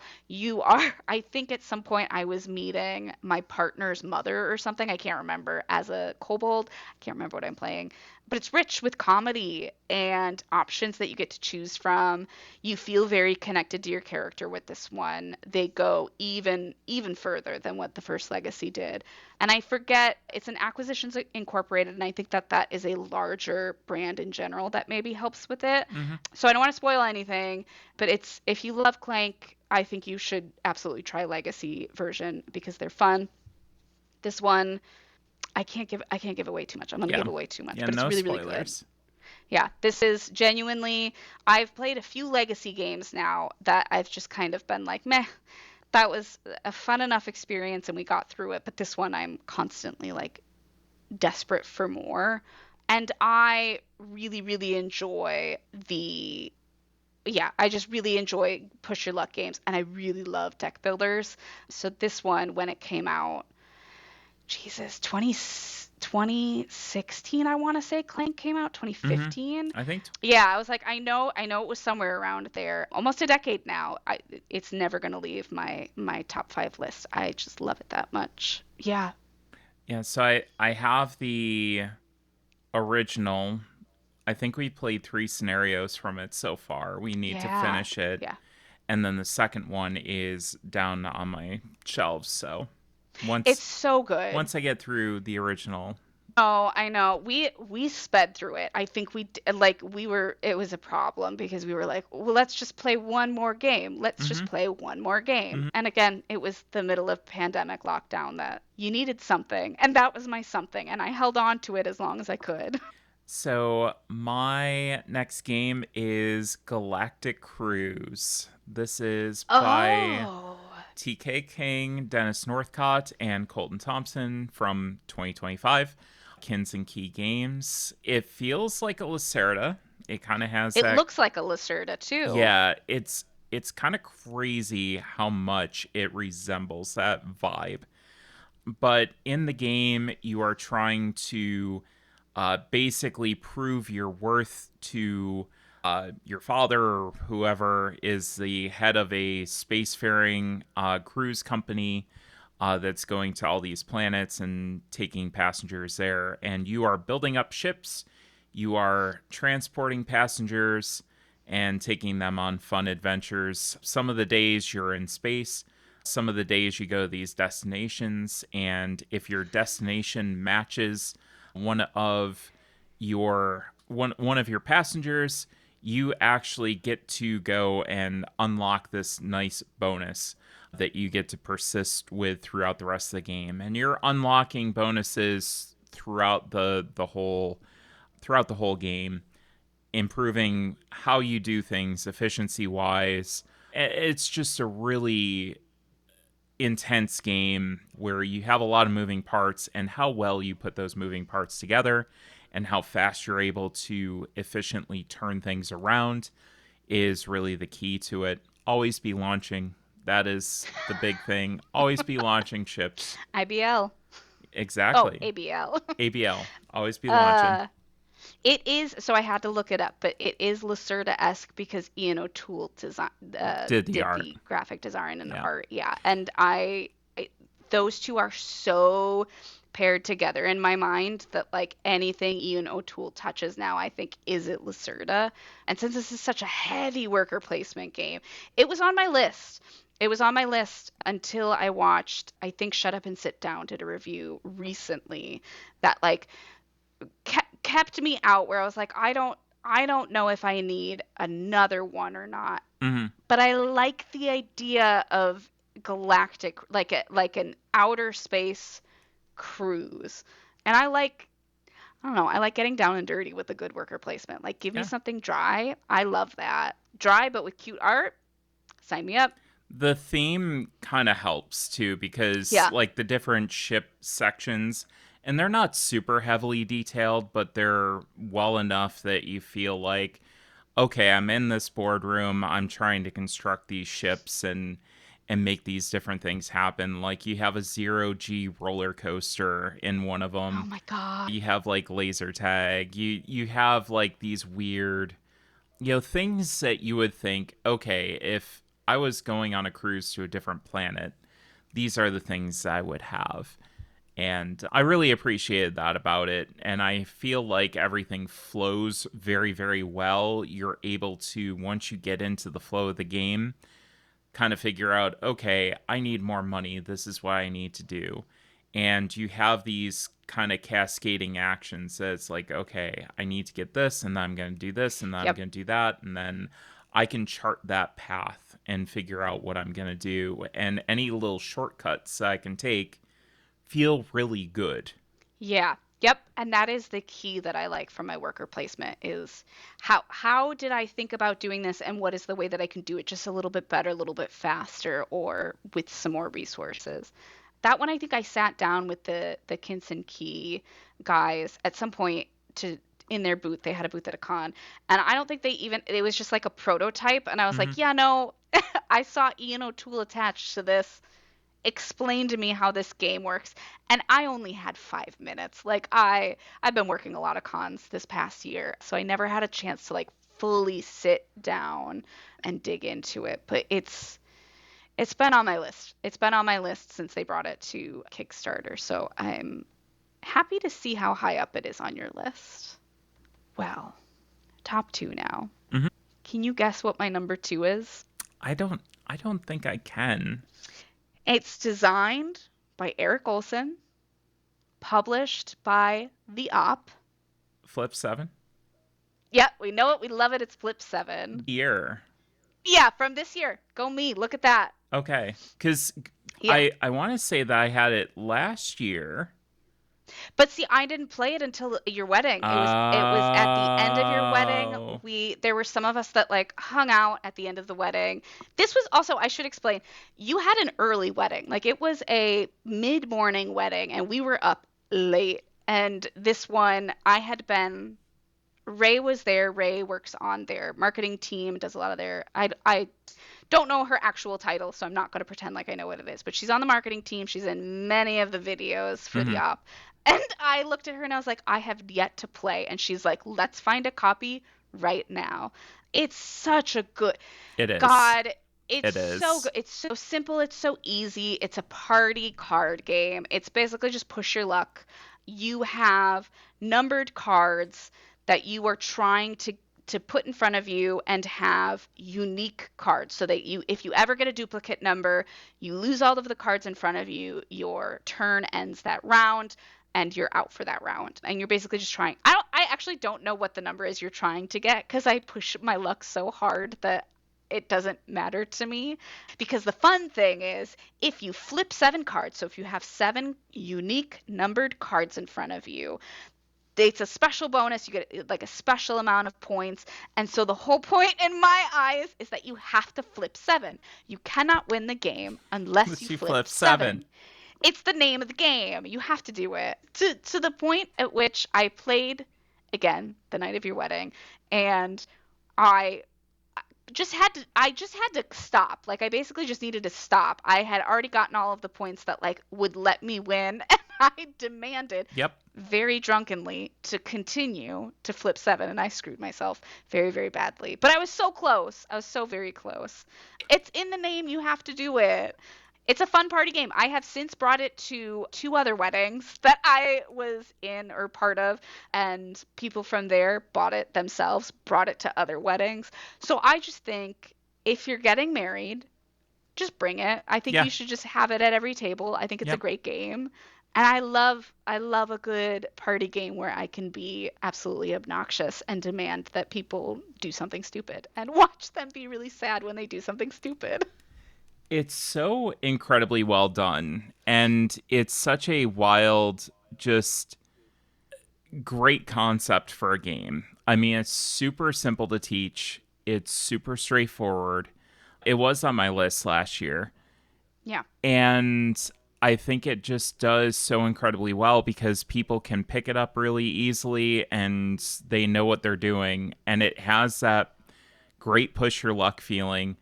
That was my favorite game of Flip 7 I've ever played, by the way, was after my wedding because it was just so hysterical. But between you and Chris Barrows and Ray Yeah.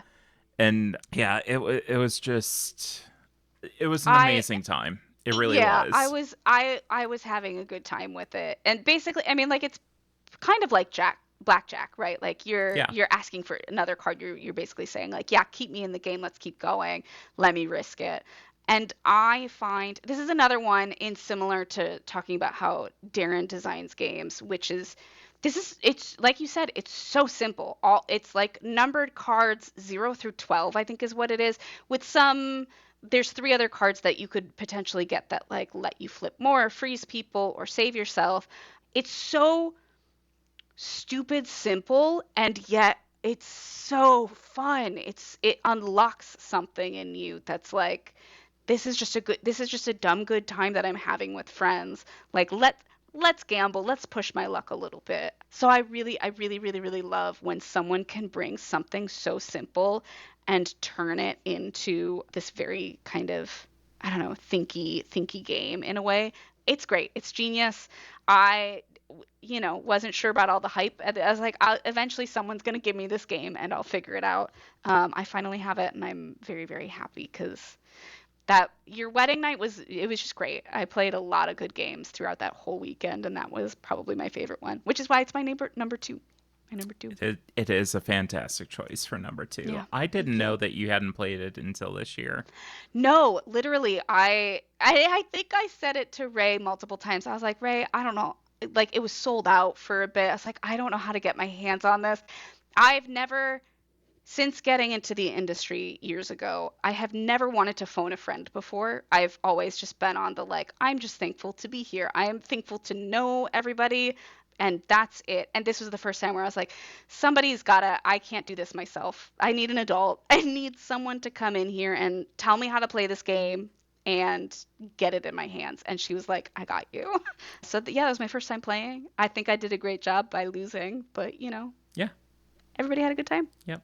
I've got that video somewhere too, and it's literally Release the tapes. Release the tapes. Like we release the we need it.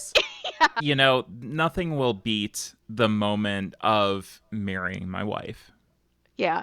but But that was a close second from that day. thank you. Thank you. I appreciate being so important and pivotal to that day for you. Yeah, it was.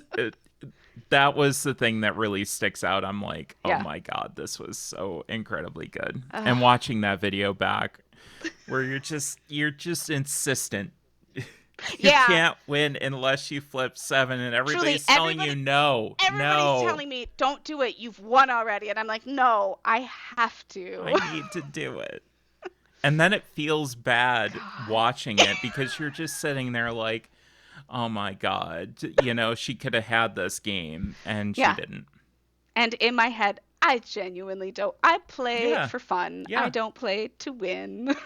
And yeah, that's literally it. At the end of that, you're just like, this made for a more amazing moment than Yep. actually playing to win. Yep. I love that. We have a lot of those every year. Every year we have some special moment, and that's how Yeah, it ended up on my list. that's why I love it. Thank you. Yeah. I love that. Your wedding did wonders for my game list this year. So thank you. Good, good. I'm very glad about that. So my next game, my second to last game that I'm going to talk about is Foundations of Rome.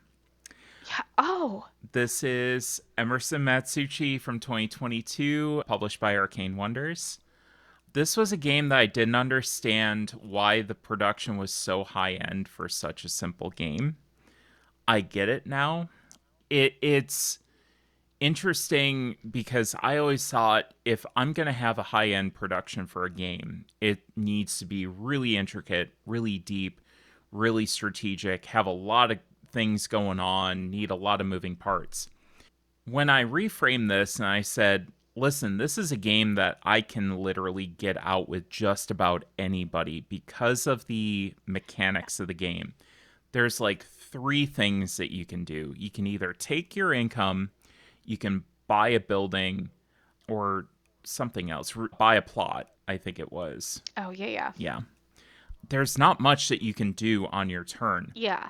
but the strategic action of being able to go and, kind of chain things together and figure out, okay, oh, it's turn those plots into a building. That's the third action that you can do. It's buy a plot, turn those plots into a building, or take income.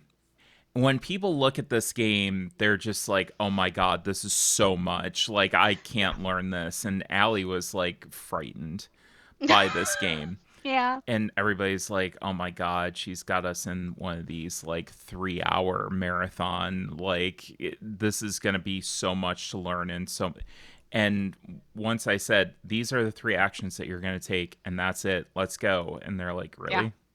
That to me, I was like, okay, so I can get this really elaborate production out with more people and have that experience with more people as opposed to the games I have that are gorgeous, but I'm going to get them out maybe once a year. And I really love the expansion content, the things that adds, the things that you can add in, take away, the different modules that are in there.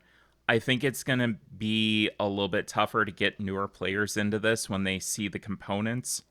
But if you can get them to sit down at the table and say, listen, I know this looks intimidating. Let me step you through this. Once you do, it's such a satisfying game and leaves you with such an incredible feeling of, yes, I've built something. This is, kind of the city that we've built together, and I feel good doing that. I love this one. I haven't played nearly enough of it, and I need to play more of it, but it sounds like I'm going to get to do that. So, It reminded me a lot when I saw it on tables of like a Santorini or a Tower Up. It was a good mm-hmm, example from Monolith, where it's like heavy, big plastic pieces on a board that like consume physical space and mm-hmm, feels overwhelming because it's consuming that physical space. And then once you get to it, it's honestly it reminds me of games of our youth that were those like big plasticky pieces that have more depth to it than just trapping a mouse for mm-hmm, cheese. Like if it feels like you're doing something more with it, but you've got that like callback to youth where you're physically being able to touch these big chunky pieces. I remember liking the gameplay of it and the mechanics of it, but being over anything to do with Rome. I was like, man, mm-hmm, give me like a Teotihuacan or something. Like mm-hmm. give me something. But also it's hard to separate that with the mechanics because the mechanics very much are that like buying a plot and stuff. But it's a really clever one. And also, did you say it was 25th century games? It's Arcane Wonders. Arcane Wonders. Yeah, I think that one surprised me too. I don't know why I thought that it was from a different publisher, but I didn't realize that was an Arcane Wonders one. Yeah, no, that's a good one. Good pick. Yeah, which normally you don't associate Arcane Wonders with No. like the larger games, but they knocked it out of the park with that one. And I love Emerson's work, so this one really kind of stood out where once I played Metropolis, I needed to play I Yeah. needed to play this one. Yeah. Yeah. Oh, great. Okay. Well, we're at it. We're at number one, baby. Yeah. And it's technically board game adjacent, but it has to be my number one pick. It's Blood Bowl, the third season. We got a new edition, baby. So this is a miniatures game by Games Workshop. This one is just really a quality of life update with a new team. But if you don't know what Blood Bowl is, it's a miniatures game where you're just playing football. You're playing football with shenanigans where you're killing opponents and throwing your teammates down the pitch to score touchdowns and stuff. But it's pretty much just it's just it's just football. But it's been since 2016 that there's been an update, so almost a decade now, and the leagues and the community in general like are always looking for more and are still continuing to play despite there like not being as much content as like other Games Workshop games. So mostly just like updates on the clarity of certain rules. They've made passing a little bit better, which I'm really excited about, and then rebalancing some of the teams. So some of the clunkier teams can get to the ball a little bit easier now. In my league, we don't have a ton of people who will throw passes because it wasn't optimal before. So I'm really hoping with this change, it just came out a couple weeks ago, but it's already so good. I'm hoping with a change that I'll see people throwing the ball because I like the actual football of it all. It's very stupid. I don't really care about football in real life, but when it comes to a miniatures game for some stupid shenanigans, I really like this one. So far and wide, this is my favorite miniatures game, and also the like number one game that I put my time into. I am currently painting my gnome team, which are the Loosey Gooseys. I'm really excited about that. I've played at Adepticon, at a sevens tournament, at the 2-day main event tournament. I have played in my league a couple seasons in a row now. Blood Bowl's really stupid in a lot of it's like dice rolls, so you're just kind of getting lucky, which means that most of the players don't take themselves too seriously. So this is like the number one miniatures game where I'm still playing mostly with men, but you will see other gender minorities at tournaments and stuff. And most people are really, really nice to play with, and we're all just enjoying some really stupid fun. So to see it get love this year and to see that Games Workshop is still shining a light on it made me very happy. That means that like I will continue to get content. I will continue to get more of it. So this was a good year for me, a good game year. I still say that someday I will get to play it Someday. with you. Yeah. Yeah. It's still sitting Someday on that shelf of our list aspiration.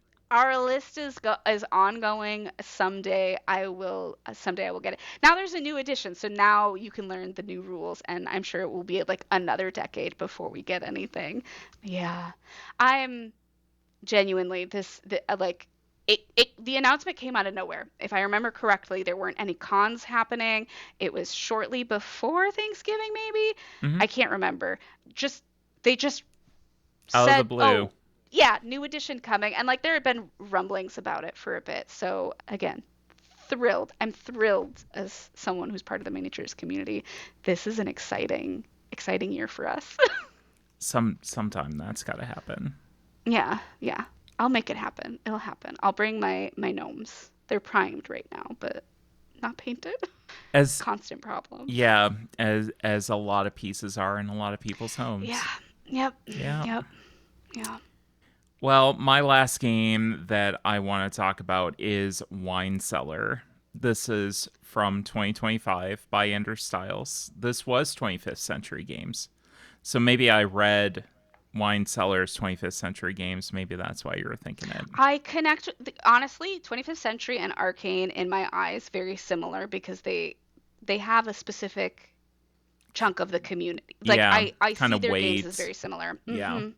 This is a game where you are going and trying to, through an auction, pick up wine bottles for a collection. Oh, And you are trying to fulfill a criteria for the person that you're building this collection for.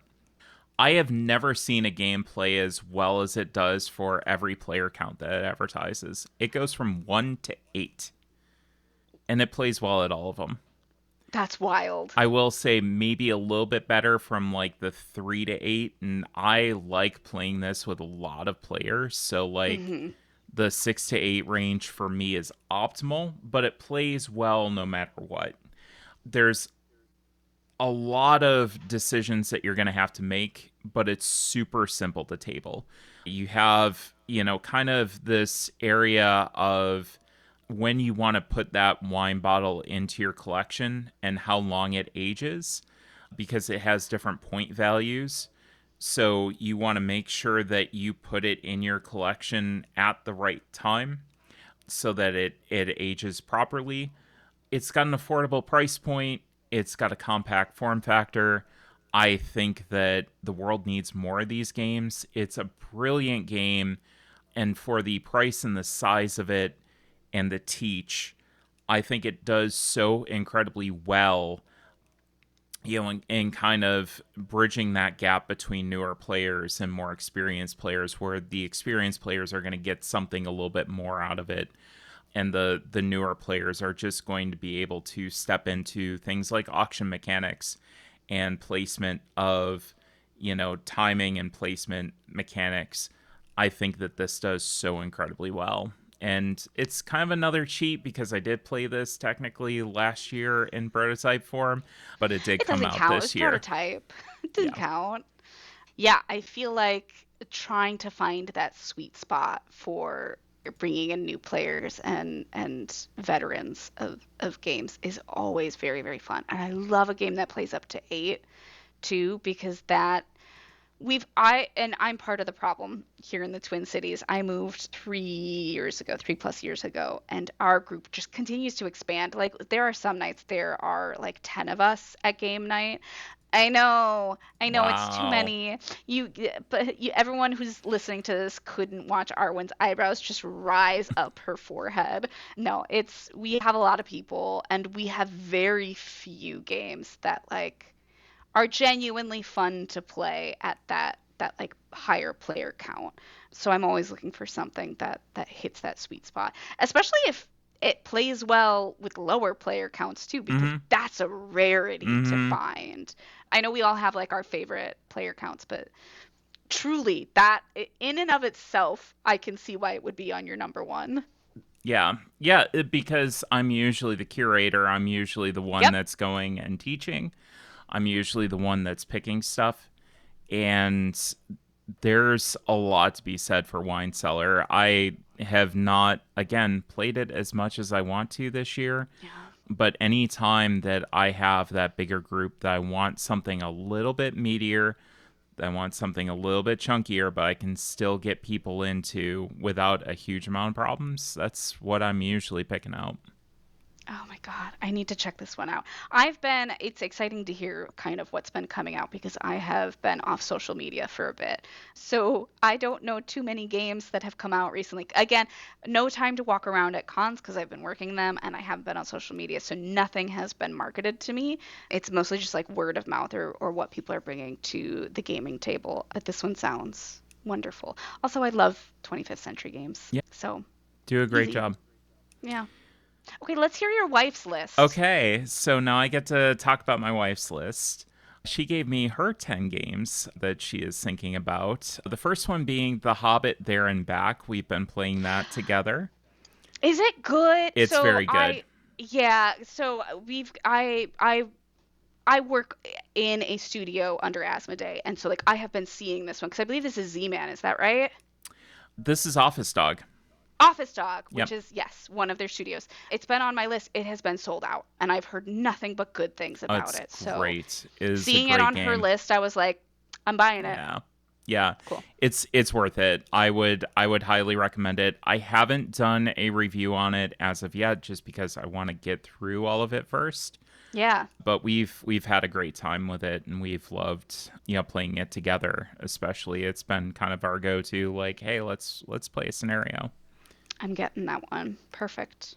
Terrible Quest was her second pick. I don't know that one. It is a game where you have a piece of paper and you're tearing out these little pieces to fulfill kind of an order card almost so that you can score points. It's really well done. It is a disposable game, but I feel like the price point is really fair for it. I am awful at it. I am god I love awful it. at it, I love it. Great. but Is she this she why she loves it. has it on her list? Probably Yeah, because yeah, she feels good that she can yeah, beat me. yeah, Her third was A Place for All My Books, yeah. and we played that at Grand Con. It's a very good game. I did want it to be a little bit longer than it Mm-hmm. was. Are very good because you've got the tiny little books and everything. And the fact that they address like social battery as Yeah, well as they do, I think that is a concept that I have not seen explored as well as that is in this game. yeah. It's really well done. It's a diverse game. It's low key, cozy, laid Hmm. back, just a fun Very game. on brand for Allie as well. Yep, yep. Yeah, And that's as soon as it came out, she had sent me that I think 3 or 4 times. And I was like, okay, I better back this yeah, one. yeah. So on the fourth one that she really got into was Quacks. I can't believe that this is her first time. Yep, Girl, where were you? yep. As much as I like it's very high up in my top 20, and she Absolutely, just absolutely. you know, we couldn't make it happen, and finally one day it was just like, okay, now's the time. Let's It's do this. And she's like, such a "Oh, good this is a game. great game." I'm like, Yeah, "Yeah." And she yeah, goes, "It has nothing to do with ducks." And I said, "Yeah, I know. yeah, I know it yeah. doesn't." Yeah, sweetie, it's okay. We all thought that too. I also introduced Quacks to my best friend from college who was at the wedding, and Yes. he kept talking about it. He wanted to play it a second time, so Win. I love it. it's great. It's a great game. Seven Prophecies was up next on her list. This is a Japanese trick-taking game.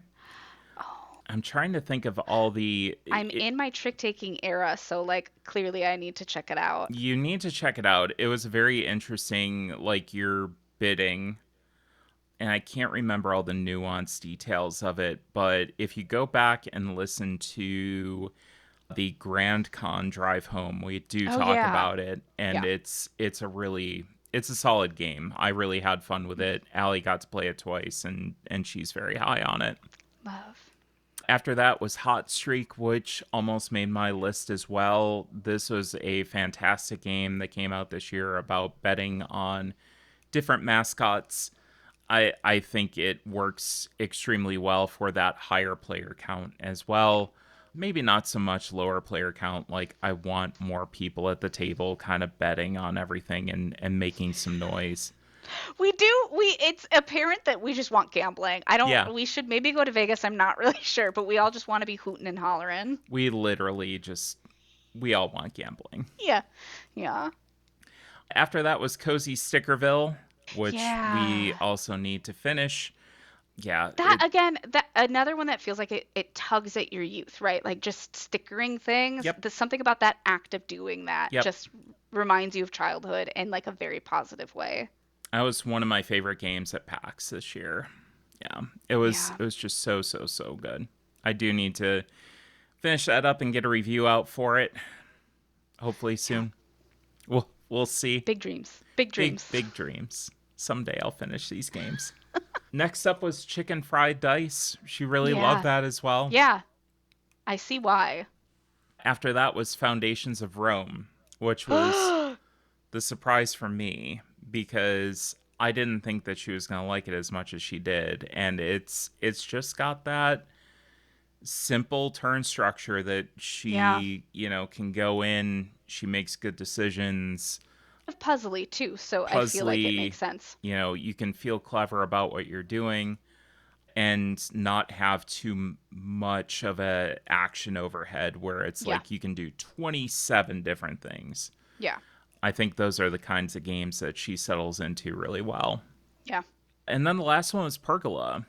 That was a very, Oh, very cute yeah. game that I really, really enjoyed playing. I haven't played it again nearly as much. I keep saying Yeah. this, but that's my life where I don't Yeah. get to replay things as much as I'd like. And yeah, I definitely want to get that tabled again at some point, That one's another very one that's soon. just beautiful on the table.